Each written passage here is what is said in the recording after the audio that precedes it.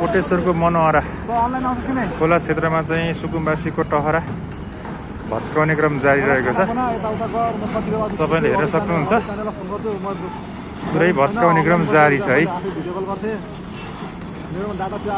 पुरै पक्की बिल्डिङै छ।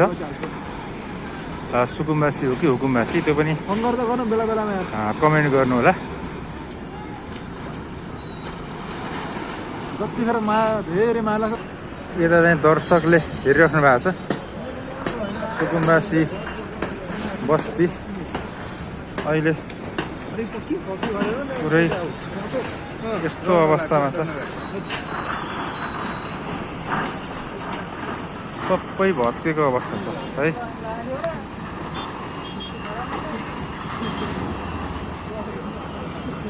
यो रहेको छ जडीबुटी मनोहरा खोला आसपासको क्षेत्र है। पुरै पक्की बिल्डिङ भत्काउने क्रम जारी रहेको छ है। बालेन सरकार जय होस्।